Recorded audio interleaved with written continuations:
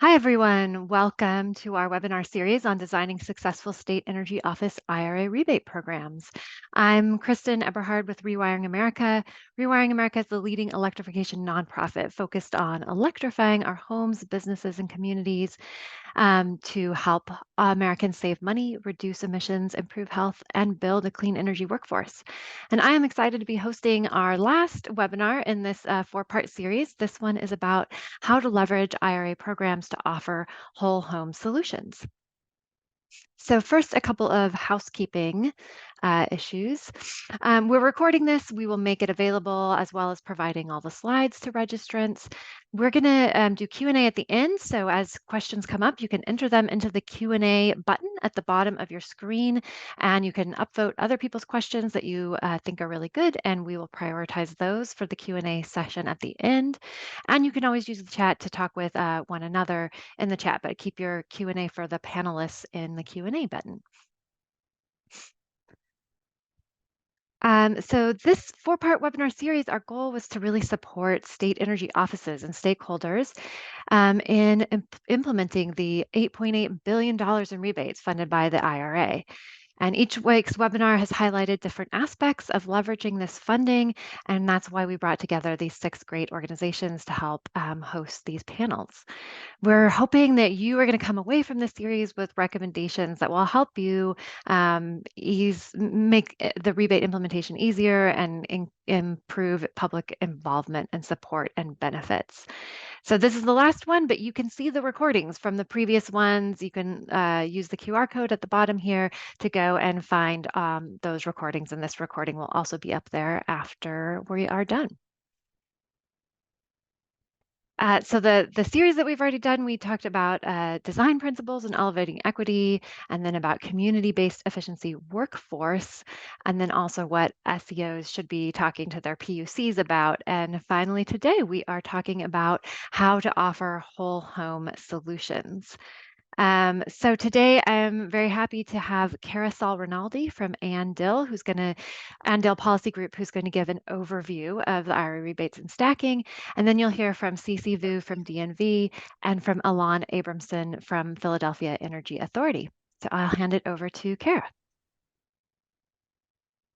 Thank you so much, Kristen. I'm thrilled to be a part of this series. It's that I know that people talk about how complicated the rebate may seem because every state does have the flexibility to implement the programs in the way that's going to meet their state's energy needs. So they may be different. And then so it's great to have an opportunity to talk with you all today about stacking.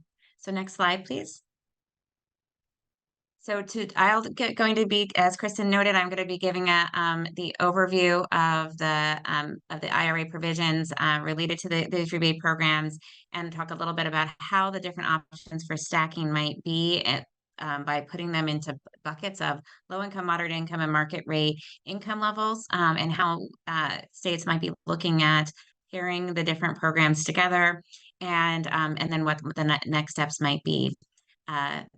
Next slide, please.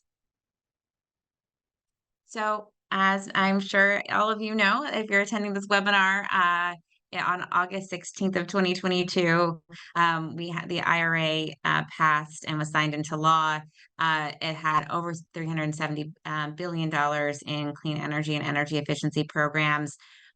Some of the key ones related that we might want to be thinking about when we're talking about stacking for residential energy efficiency upgrades is the Whole House program, which is the homes program, which is $4.3 billion in the statute. The HERA program, or the electrification program, which is more focused on enabling electrification through specific targeted measures, which was at $4.5 billion. The 25C tax credit that has a CBO estimate of $12.4 billion, and the greenhouse gas reduction fund of $27 billion, all of which have a focus on residential. The greenhouse gas reduction program, of course, having a broader implementation concept. Next slide, please. So the rebate programs, we have the two sets of rebate programs. Homes is the whole house energy efficiency performance-based retrofits.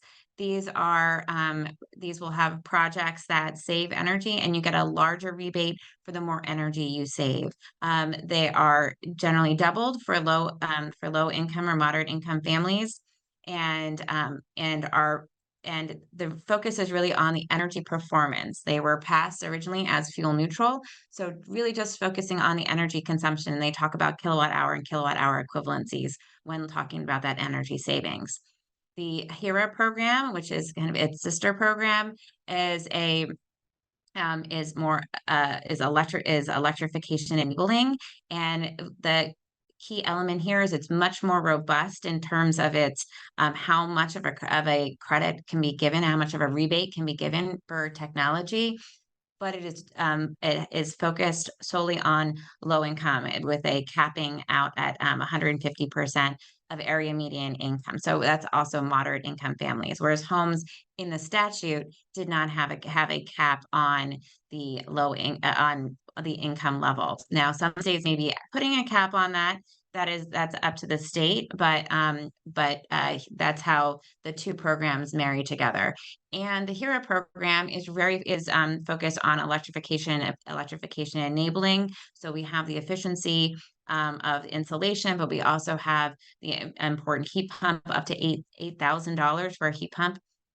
The with the stove and cooktops, um, and heat pump clothes dryers at 840, heat pump water heaters at 1750, and then those critical enabling technologies with electric wiring and load service centers that can often be a hindrance if we do if for doing a heat pump if you don't have the home's wiring upgraded. So having that additional $6,500 is really critical to being able to do that electrification. Next slide, please. Oops, and that is just, oh, sorry, one of the key elements in the last slide was that, it's at point of sale, that is in the statute that the electrification, the HERA program is at point of sale, though I do believe that both programs are largely gonna be offered at point of sale or near point of sale, but when it comes to the homes program. Next slide. So how would the stacking work? And I'll go into some of these slides in a bit more detail. And there's a white paper that is noted here, and so with a QR code. So the stacking program, how do we stack the different programs? So some are absolutely allowed by statute and by guidance, which is that the homes modeled program, which I'll walk through in a minute, is and the and with the homes model program will work with the HERA program. So how the modeling program works is that when we're upgrading a home, that a model is used to establish the baseline, and then the measures model forward how much that energy savings will be. But because it's in a model, they can actually disaggregate and pull out the any HERA measures. So all of the model program and the modeled homes program and the HERA program can be placed together because you can disaggregate any of the measures that you're using in HERA from the model. When it comes to the measured program in homes, and the way the measured program works is as a baseline is established, again using actual energy data, but the rebate is provided not based on a prediction from the model, but based on actual energy savings. So as a result, it's prohibited from in the homes measured approach from providing measured savings from a heat pump, because the heat pump if it's also being provided from HERA. Now, why would that be? That probably won't be an issue in many of the lower income, because probably in low income programs, as I'll say and show in some of the next slides, that HERA is much more generous on many of the provisions, so they may not be combined together for the lower income levels. Though in the modeled approach, there is if you can get to 20% energy savings from insulation, then you could get up to $2,000 in a rebate, which is higher than the insulation credit in HERA. So that might be a place where combining those two programs would be important for a lower income family. Um, the statute prohibits that any individual measures being provided overlapping between those two programs, but it doesn't have a problem with it for the 25C for HERA, for example. If you have if you do a project and the project is a $10,000 project for a heat pump, and you get an $8,000 heat pump credit from HERA, that $2,000, which is still the consumer responsibility, the 25C tax credit can apply. So that means that you can have additional. So that it could be 30% off of that $2,000 because the tax credit is 30%, is a 30% up to $2,000. So, but it's only the 30% of that $2,000. So, but that's still an additional amount off that can be taken from, using the 25C tax credit. And actually, a $10,000 heat pump is is pretty conservative. So, it's more likely going to be more expensive, and therefore that 25C tax credit can be applied on those additional pieces. Um, Modeled and measured, again, are prohibited for the exact same provision, the exact same measure. And then you can stack the either rebate with other federal funds. So, for example, additional financing programs, or tax incentives. One thing that we are unclear of, and we're still waiting for some Treasury guidance on, is how the homes program how the homes program works with 25C, because 25C is prescriptive, just like HERA, so it kind of makes more sense, whereas homes is based on performance-based metrics, so it's hard to assign exactly where that performance base goes. The stacking of the rebates with other federal funds for the rebate, it depends on if it's a grant or a rebate, but a lot of the different federal funds can be stacked. And again, I'm going to walk through those in the next slide. So next slide. So if we look at the low income households, because homes in here have a rebate eligibility based on income, for homes, the rebate eligibility goes all the way up to market rate. There is no top tier unless the state puts that in, but there is for the doubling of the program. So that 80% of area median income for both homes and HERA is the lower level, and for homes that is where it is doubled, and for HERA that means you can get up to 100% of the project. For homes, it's 80% of the project, but many states have said that they will be doing 100% of the project. So it will depend on the state's discretion there. 100% of the poverty, 200% of the poverty line is the weatherization assistance program's eligibility. So it's really important to be looking at where these overlap, and certainly with utility rebates as well. Many states that have utility rebate programs have them targeted towards lower income communities. So by taking that you look at the utility rebate, the weatherization assistance program, and if you can max out the HERA program of $14,000, then you can get up to around $22,000 when we look at all, and that's not including any additional greenhouse gas reduction fund or utility rebate funds. Now, it will depend on how the weatherization assistance program is working in that state, and which measures and flexibility they have to pair well with HERA. The next slide, please. For moderate income households, this is where it gets a little bit more complicated. And I know it sounded complicated, but this is where it gets a little bit more complicated. And that's because there's a lot of, it depends on where in that spectrum of 80% to 150% of area median income. And this does not even include the weatherization assistance program in some states where they might fall in around that 80% level.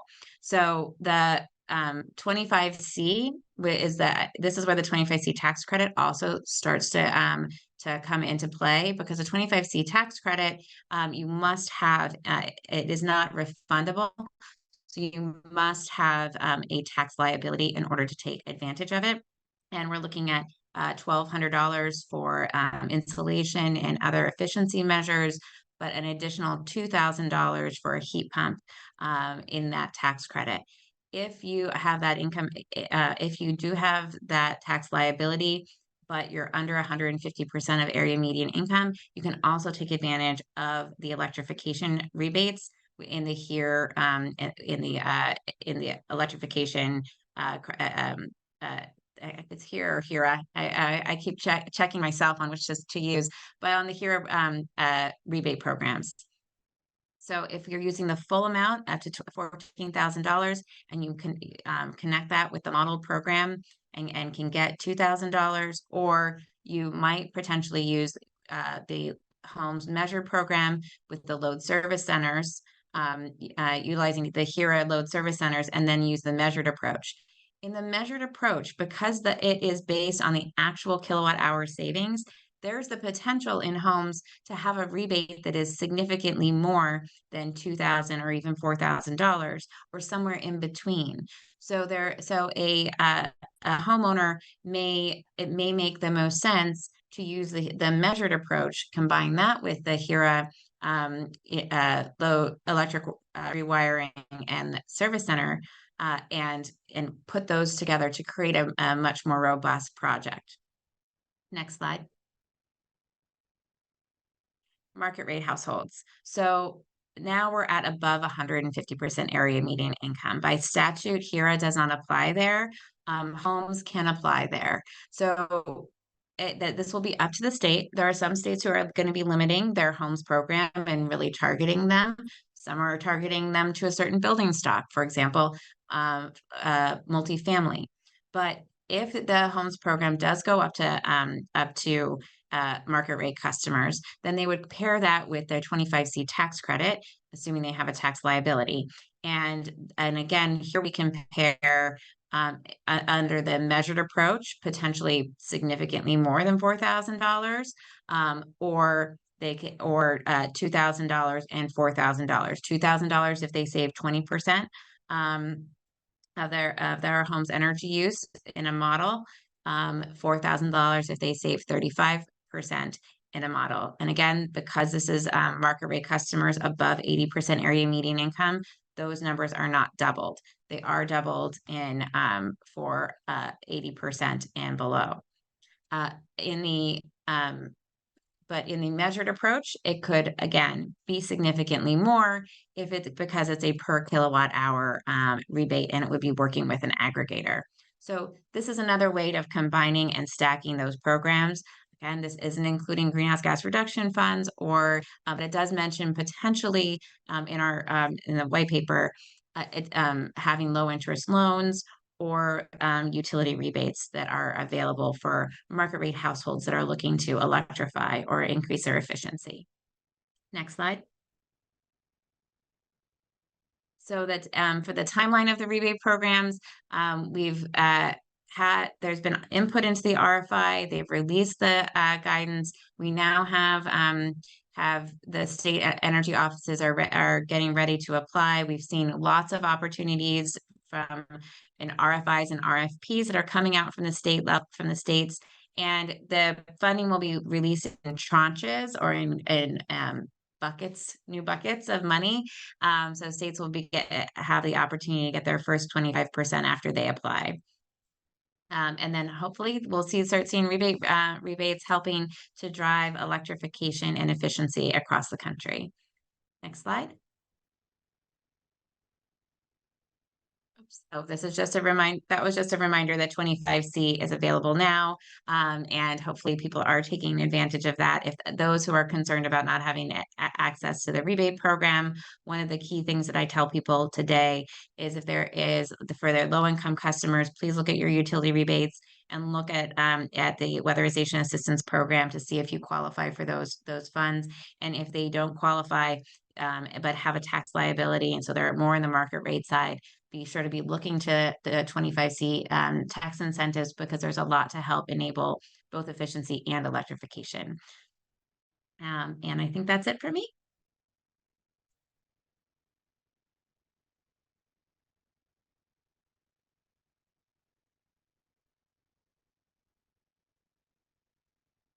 Those are my additional slides to get deeper into it for those who want to, and I can use those in the Q&A if we have, if I didn't explain it enough.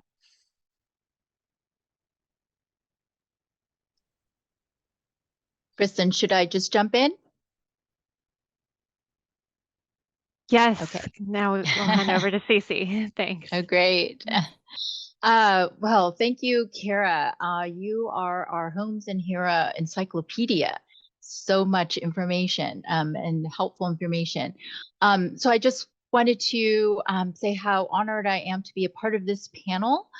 And I'm going to sort of take a little zoning in on Kara's presentation into the sort of the low income area of our funding and how to sort of really meaningfully leverage this huge funding effort for equitable energy efficiency implementation. My name is Cece Vu. I am Associate Director of Energy and Climate Equity at DNV. I'm calling in today from San Francisco, California, so it's still morning. My background is in environmental and energy justice and equity. I also have experience in equitable evaluation of programs, and I'm a trained environmental mediator. And so with this background, my work is really specialized in bridging the technical complexities of, for instance, our energy efficiency programs, climate and energy infrastructure with the human and equity dimensions. And also my work is very much informed by my lived experience with energy burdens.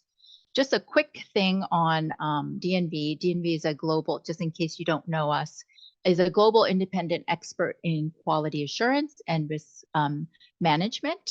And our purpose is really to safeguard life, property, and environment through facts, but also reliable insights from stakeholders and communities as we inform our client and customer work and decision making. So as I said, I wanted to focus in on our sort of low income households in this funding scheme. And I wanted to bring about a problem statement, which is the low uptake of energy efficiency benefits in low income households in disadvantaged areas. And I wanted to do it in with this lens of looking at a bit of contextual history and some of the contributing factors, and then through some case studies and a framework. And I'd like to refer to this tagline as we lead in: saving energy improves comfort and health, because that is a tagline that I believe is really important for our communities as we leverage this funding for them. And so the issue here is, although the energy efficiency network is capable of reaching into virtually every home, particularly with so much funding rolling out of late, uptake of residential energy efficiency programs remains low. At less than 1% of low-income households are able to receive services each year at a cost of approximately $1.7 billion. So how have we evolved here, and what are some of those contributing factors? I want to just take a moment to remind ourselves of the historical context, because although we've made great strides in the energy transition and the outpouring of IRA and other federal funding, we still have a lot of catching up to do. Inequities within communities in low income and disadvantaged areas are systemic and rooted in disinvestment and discriminatory policies, laws such as redlining, resulting in our communities living in older, poorer quality housing, then contributing directly to persistent disparities in energy and health outcomes, even as we strive for an equitable and just energy transition. And ironically, as we race to decarbonize, our communities are most likely to be left stranded on polluting, expensive, and unsafe systems as wealthy people can afford to and have the resources to adopt early. The same communities have been really slow to opportune themselves of energy efficiency benefits through rebates and incentives, really due to lack of knowledge, time, resources. They work multiple jobs and therefore are often late adopters. They have different priorities as well. When they finally find the time and energy to submit an application, funds have been depleted by early adopters. Shifting here to sort of current times, as low-income households will experience the nation's sharpest increase in extreme heat by 2053, they are also facing inefficient, unreliable heating and cooling systems, poor weatherization, power outages, leading such households to really leverage medical and health vulnerabilities and sustenance even to avoid shutoffs. So looking at the post-pandemic landscape, where over 20 million US low-income households were behind in electric bills and 13 million behind in gas bills, possibly the highest numbers on record and on an upward trend. Our communities are so behind that starting line where our wealthy early adopters are. And what's acutely clear historically and in recent years is that energy insecurity and inequities deeply impact health, safety, and lives of low-income and frontline communities, and leading to reports of factors that contribute to great lack of trust in energy program funders and implementers, including lack of listening, understanding, engaging around customer intersectional needs, singular focus on cost effectiveness, transparency, reliability, and delivery of service, and poor customer service. Deep lack of trust is shown to be negatively associated with consumer willingness to be engaged and involved in energy programs. And even as funding commitment toward equitable and accessible energy programs have ramped up, including like bill assistance, expanded incentives and benefits, removal of barriers, advocates are proposing solutions that look even deeper and more holistically at intersectional and non-energy focused issues such as health, housing, and jobs. So now let's segue into a few relevant solutions. Next slide, please, Nick. So one solution that I've seen out there that is very valuable, and there's a case study on it, is braiding. So Kara talked a lot about stacking. Here I'm talking about braiding funding from different sectors, such as with energy efficiency, such as health, housing, and jobs. Energy efficiency programs promoting electric heat pumps and stoves that also offer an abate, for instance, lead toxicity, better insulation to directly improve health and comfort will be more responsive to community needs and priorities and result in greater uptake. So in this case study, I just wanted to highlight the braiding of funds. So the LIHEAP, tribal repair, and PSE funding here, and really highlight the desired outcome of comfort. The heat source that doesn't, in this quote here, that doesn't present a fire danger. Health, fewer colds. And in this case, the recognition that it also saved the household money. And the screening was done by healthcare professionals, trusted people for households. And the outreach and installation team is also blended with representatives from the community serving nonprofit here and energy contractors. Next slide, please, Nick. So the next case study, I want to focus in on removing barriers. And I know that our homes in here, I think, you know, there are many facets of it that remove barriers, such as, you know, removing the cost barrier, covering incentives at 100% upfront. But I wanted to bring this up also because there are other barriers that this particular case study in Central California removes. So self-verification of income, the intake process is 10 minutes in a survey. And if you qualify, the 100% of the costs associated with purchasing the appliance, including any labor and installation expenses, are covered up front. So no reimbursement.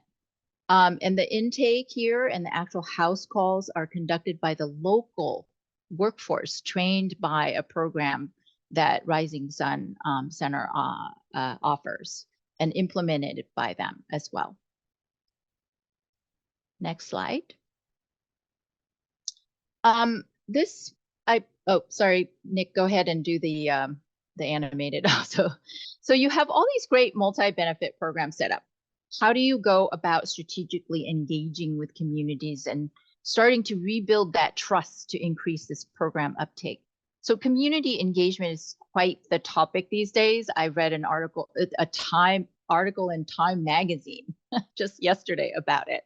It is a large part of my work, so I never thought I'd see the day. But applying this adaptive for equity framework, which DNB I've developed under DNB, it's a comprehensive, interactive, guided framework that will help state energy offices, implementers, and other partners balance research-based and lived experience-informed processes, principles, and strategies to really innovatively address unique energy equity challenges, the problem statement that I have before you here today. And it also comes with this toolkit to guide program planning. So not just about strategy, so that a lot of community engagement processes are really focused on those tactics and activities. This framework really focuses in on principles, taking you into the context like I did historically, and as well as in the communities through case studies, and then going into some of the tactics. So today I gave you a high-level look into how one would apply this type of framework to address the problem statement. We reflected and anticipated by looking at history and contributing factors. We explored the context and potential solutions through case studies. We discussed partnerships and collaboration with community representatives and voice, and we looked at some relevant indicators and outcomes. And I think I just wanted to end there. Just wanted to leave you on that note. Thank you very much. Thank you, Cece, and we'll hand it over to Alon. Fantastic. Thanks so much. And it's fantastic to go after Kara and Cece. I'm going to be going from that really high level and digging down into what we're thinking about at the municipal level in Philadelphia. And so Alon Abramson, I'm the Director of Residential Programs at the Philadelphia Energy Authority, and I'll be talking specifically about our Built to Last program and how we're thinking about IRA incentives and various programs kind of folding into the work that we're already doing to layer existing programs. So, Nick, you can go on next. Just a quick overview about who we are. The Energy Authority in Philadelphia is an independent municipal agency. We were developed or created in 2010 through legislative action, and really with the idea was to create a tool to support large municipal projects, but at this point, we've really expanded our scope to be more of an economic development agency in Philadelphia. So our work is focused not only on municipal projects and school district projects, but also on the low-income sector and small businesses in order to drive job creation, poverty alleviation, and public health improvements. Next slide, Nick. And so the Built to Last program itself really came from that great background that CC gave about sort of how we got here. We have in Philadelphia, we're unfortunately the largest city. We have the highest poverty rate for all large cities in the U.S. At 25% poverty rate.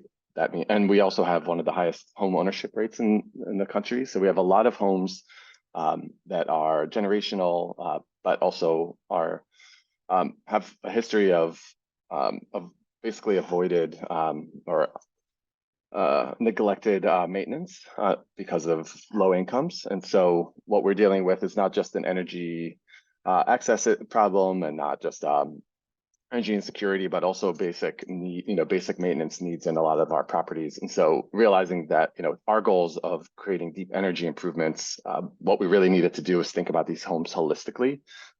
There's no way for us to bring in enough capital on our own to do these giant projects with one, kind of in one shot. But what we do have in Philadelphia, we're very lucky in this respect, is that there are a lot of existing programs that deliver kind of pieces of the puzzle on their own. And so we created this Built to Last program in order to bring those all together.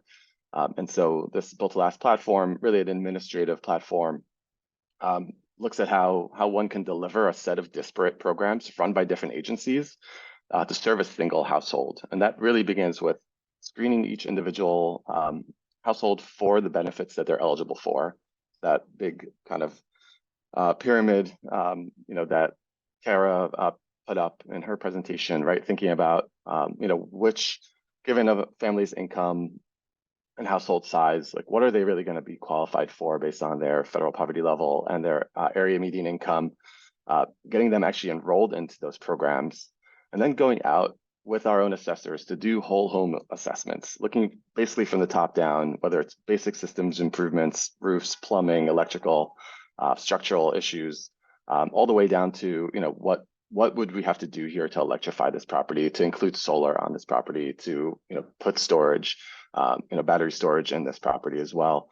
And then with that kind of A to Z, scope of work, we actually connect the existing services to do as much of that scope of work as possible with their funding before we can come in and then fill in any gaps that remain.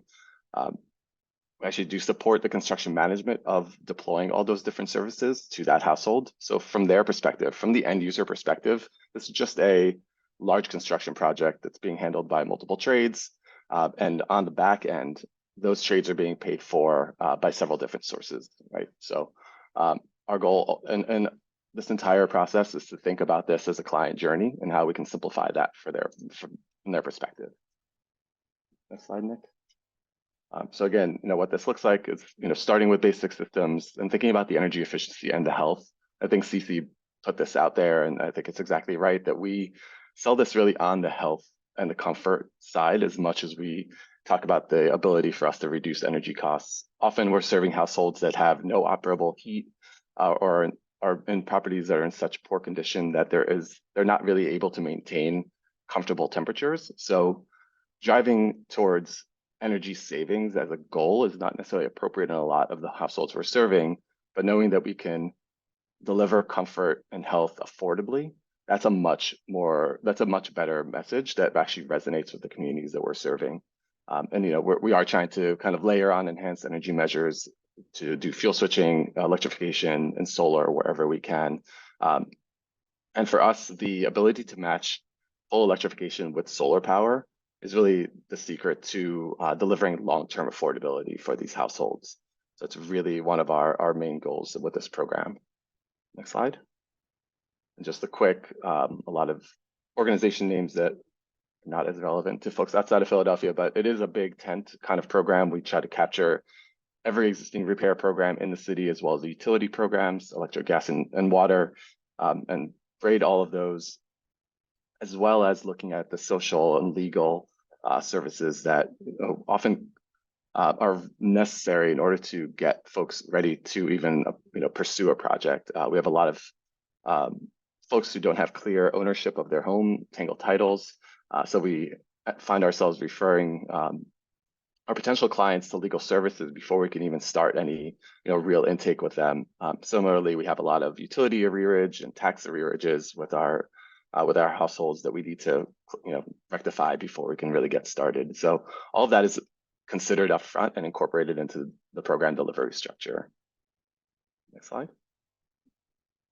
So what this looks like, one example, the Energy Secretary visit this home with one of our senators. But really, this was, again, a top to bottom kind of project where we were able to address really serious moisture problems, structural problems, as well as a collapsed chimney for a gas system. So we had a lot of interior direct emissions for a woman who was a stroke victim and was suffering from chronic headaches. We were able to restore the chimney, but also replace her gas system with an electric heat pump system with solar. Again, obviously, these major repairs to the structure is basically resulted in a brand new kitchen being installed, and just a host of other measures. But we did this by layering a whole set of different funding sources: basic systems repair, weatherization, direct funding from our local Habitat for Humanity chapter, as well as our own supplemental funding. Next slide. So our program is still at small scale. Some of this work that has kind of occurred in a pilot phase, so we can understand, this complex, program delivery structure. And now we're in the process of expanding that. We have about 230 active or completed projects and actually, I think this might be these are actually the projects that are active in this calendar year. We have about 100 or so completed projects, but what I really want to show here is, yes, we're growing the program. We're looking to scale this up to do 10,000 homes over a decade. But really, the distribution of our projects is really important for us. What we're seeing is that the folks who are coming to us, and this is organic growth of program with that kind of like word of mouth spread. And what we're seeing is that the concentration is heavily in the areas with the highest energy burdens. And if I had overlaid this on a map of health disparities, heat disparities, or poverty, on its own, redlining, they're all kind of the same map and the same kind of areas of concentrated needs. And kind of want to put this out there as I think there's a lot of questions as folks design programs on, how do you, target geographies? How do you, make sure the right people are getting to your program? And I can just tell you that they just will get to your program without really creating any more roadblocks or hurdles in your selection process. So next slide. So I did want to kind of bring this back up to the general discussion here about IRA, how we're thinking about this. The Built to Last program is really targeting our lowest income communities. This is a fully grant funded program, so there's no cost share.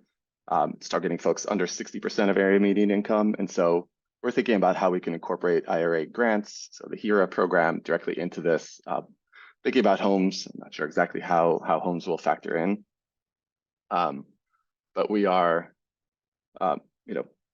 looking at rolling IRA grants directly into that program. But then, we're looking at all these other market segments as well, and thinking about how the different IRA grants, as well as other kind of local programs, loan programs, and other federal funded programs might be able to kind of layer together for other market segments. So 60 to 80%, I think, is a really interesting section of our kind of population where they're not served by some of the really high value grant programs, if you want to put it that way, but they are still very high need. And so trying to find the right combination of grant funding and low interest or no interest loans to serve them is going to be really critical, as well as bringing in as much HERA and homes dollars as we can. But then we want to basically be looking at a whole market growth, especially for electrification. So we don't want to kind of only focus on our lowest income communities. We want to think about the middle income, 80 to 150%. Obviously there's lower value of HERA and homes, but that they're still available. And these are households that can start to take advantage of the tax credits. So I think adding some loan products is going to be really critical. And then, of course, folks over 150% of area median income can take advantage of homes. At least probably, we don't really know what Pennsylvania's regulations are going to be, but it's likely they can. But really, they're almost certainly going to be relying entirely on tax credits for their projects. And so how do we get that market segment to get excited about electrification products and move those projects forward? And it's each of these market classes has its own needs and its own program design requirements. So I just wanted to put that out there for folks to consider. Next slide, which I think might be my last. So now how we're thinking about leveraging these programs. Everything is so still uncertain because we don't have the guidelines. A lot of stuff is still in development, but we know we want to find as many grants as possible. And this is outside of like HERA and Homes, but there are a lot of other programs, a lot of other grant programs out there to help build capacity for community organizations and our other kind of nonprofit organizations in the city. So we're trying to get, provide as much support as we can for those organizations to get these grants and help them develop the capacity that they're going to need to be able to, do the direct market engagement work, as well as the service delivery work that we need to do to scale this up. So that's number one. I think, something we should not forget. Of course, as I mentioned, the HERA rebates are going to be really critical to deepen impact. They're challenging for the reasons that Kara already discussed, which is that, they can't be braided directly with federal dollars to, for the same measure. For things like heat pumps, especially, that's going to be a challenge because, $8,000 is not enough to pay for a heat pump system. So we do have to, it's really critical for us to find non-federal sources to blend with those rebates and, actually get those projects done. Otherwise, we're going to see a lot of projects that have the potential to use HERA rebates that we just can't deploy. And a lot of our existing capital stack right now for Built to Last, for example, it's almost entirely federal dollars. I think when, for these other market segments, when we can anticipate some participant cost share, it's going to be really, really critical for us to incorporate financing at the point of sale. And I think, the Green Gas Reduction Fund subset of programs is going to be really important for that. And again, I don't have clear details about what that's going to look like, but it's all, in development and what we're considering. And again, I think the guidance for customers to access the tax credits is really critical. Bridge financing might be beneficial there, for folks who have to wait until tax season to recoup those expenses. And I think really critically for us, we're thinking about how we can maximize Solar for All the program itself and deploy as much solar as we can and use that kind of flexible funding to do also kind of enabling repairs as part of a holistic program to get a lot more solar out there. I think with that, I think I'm wrapped up. Oh yeah, some photos of what this looks like. Yeah, so a lot of major repairs. So bathrooms, kind of scroll through kitchens. We're doing electrification as much as we can, especially in operable systems, oil, electric baseboard, and then windows, which are hard to do, but we get them done. And then I think oh yeah, that's it. So thank you all. Looking forward to your questions. Great. Thank you all so much. And we're going to start right off the bat. There is a question for Alon.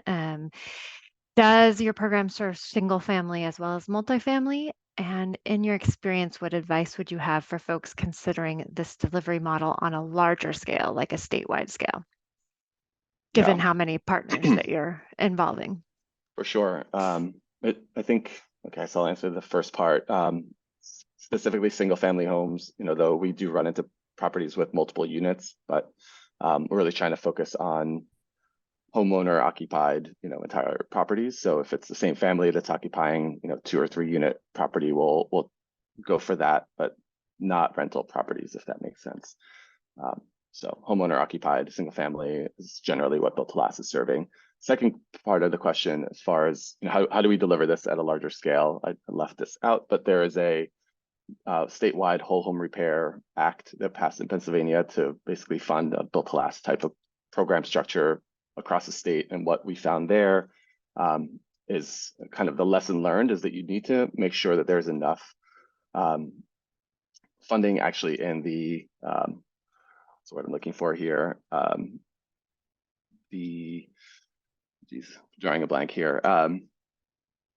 Sorry, the operations side of the program. So, even though obviously everybody and especially lawmakers really want to see capital deployed in repair work, we actually do need administrative that's the word I was looking for, administrative dollars to make sure that, you can hire the folks that do intake, that do, a home assessment, to do that coordination work. That's really critical. And I think you need to also give enough of a runway for the program design so that you can engage, get the community of organizations together in your county or regional level to make sure that they can actually build that program structure, figure out the data sharing agreements, figure out the, data systems that they need in order to actually make a program work. So, we had the benefit of actually, creating the structure, and then funding came from the state based on our program. And so we could like take that capital and deploy it within our model.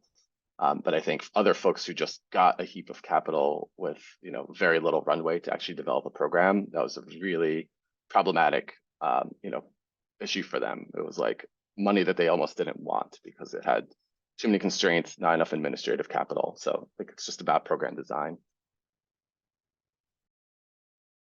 Thanks. I think that actually leads right into another question that Kara said that she would answer live. So what recommendations can you give to community orgs or local nonprofits who are struggling to get funding for admin support and they want to deploy the home energy rebates? So the deployment of the home energy rebate programs are going to go through the state energy office. And so the state energy office, so all of these programs are going to go through the state energy office, and the state energy office will then designate the funds. They have up to 20% of their funds can be used for admin purposes. Whether or not they choose to provide some of those admin funds to community organizations, it would be up to the state energy office. But there's other funds like EECBG and state energy program money that I know is also being looked at to support these types of programs and to support, and they already have built in place mechanisms for getting those fundings to those community organizations. So I would say that my biggest recommendation would be to go to your state energy office and tell them what you're interested in doing to help reach those communities. And that would be a key way of getting that support. There's also support in both HERA and homes for contractors who are working with underserved communities, or an underserved home. They can get $200 up to $500 for working with certain underserved homes. So that would be another place, particularly if you're working with contractors, to be able to may potentially aggregate resources. So I talked to your energy office because they're currently thinking about how they can reach these communities. So if you already have mechanisms for reaching those communities, I think they would love to hear that. Yeah, and I'll just echo what Kara was saying. These state energy offices are making some of these decisions right now about how they're going to roll out these programs. And, one of the options that they have is to have a paid role for community-based organizations, but that they'll be deciding how they want their implementation to go. So talking to them now is a good idea to let them know that you are there and can play that role for them. Okay, briefly describe the difference between braiding and stacking. Kara, can you take that one?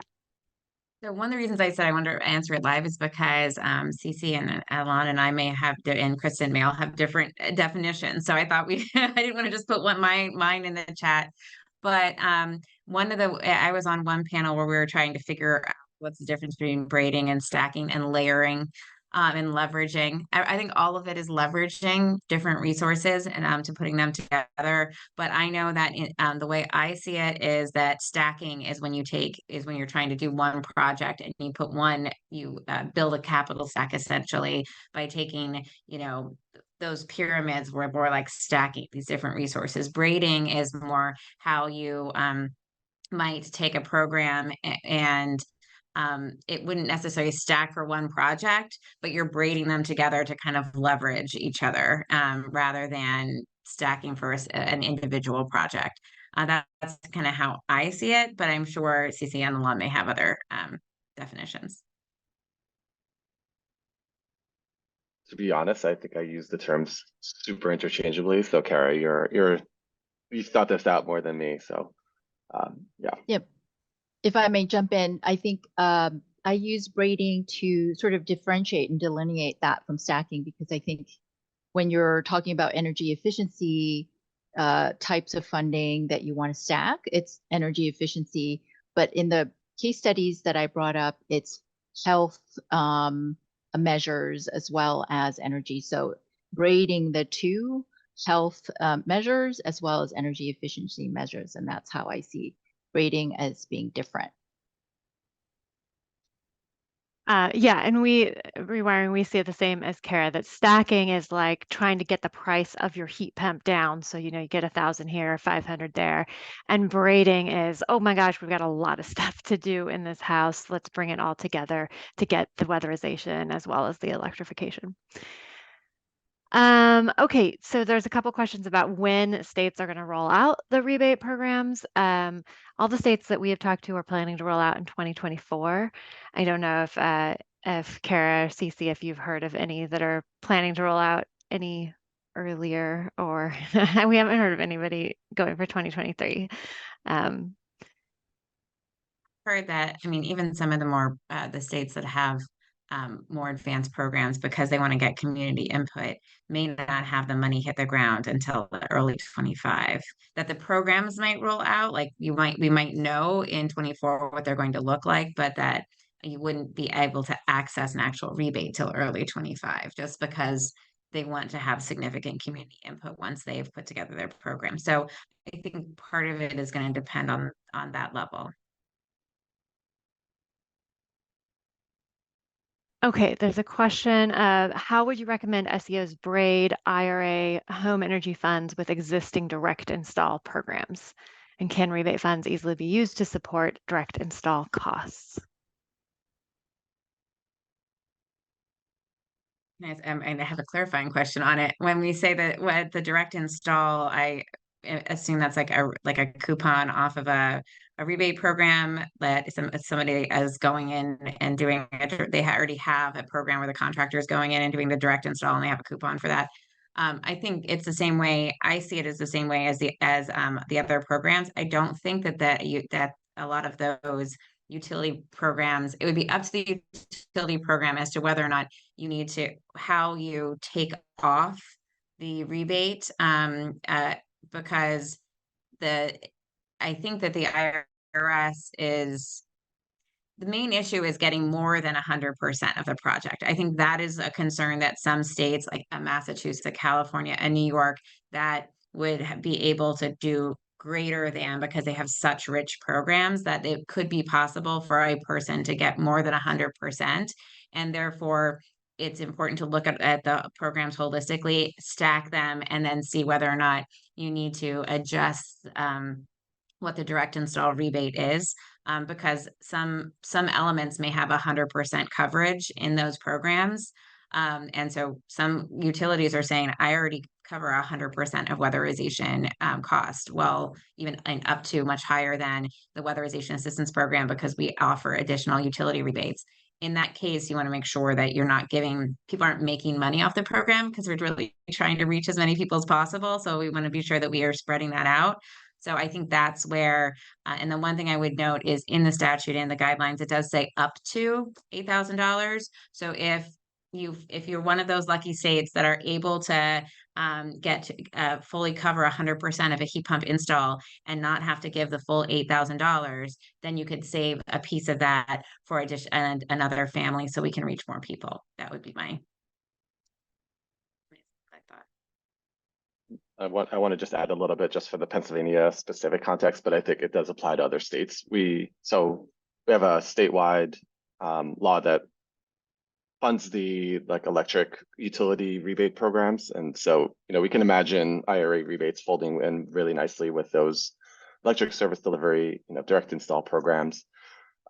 Where it becomes complicated and where that sort of doesn't get far enough is that we have a restriction against fuel switching. And so, we can't really have basically, especially in Philadelphia, like the majority of homes are gas heat properties. They wouldn't really be able to qualify for the the electric utility direct install programs and take advantage of those dollars. And so we have to actually find other deployment strategies than, just the utility programs. So I just want to throw in that little bit of a caveat, but you see everything Kara, just layering on top of what Kara had already mentioned. Okay, there's questions about which programs are available for low income rental properties, and then there's also a question about ADUs and mobile homes.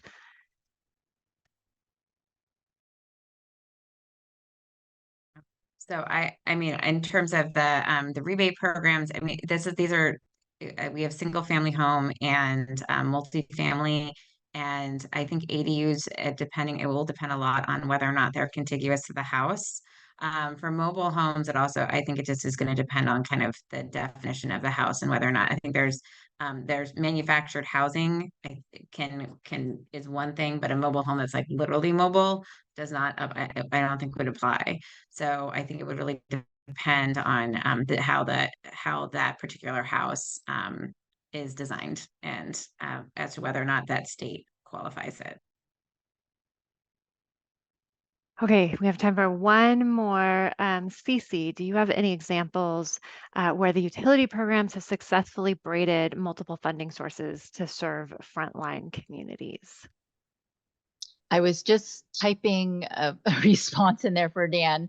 So the case study, the Washington PSE program case study that I highlighted is one example. It's not leveraging, of course, Homes and Hera. This was back in 2015 or something that they're running it, but they're running it through 2021. So I wonder now with the Homes and Hera funding that they might build some of that in.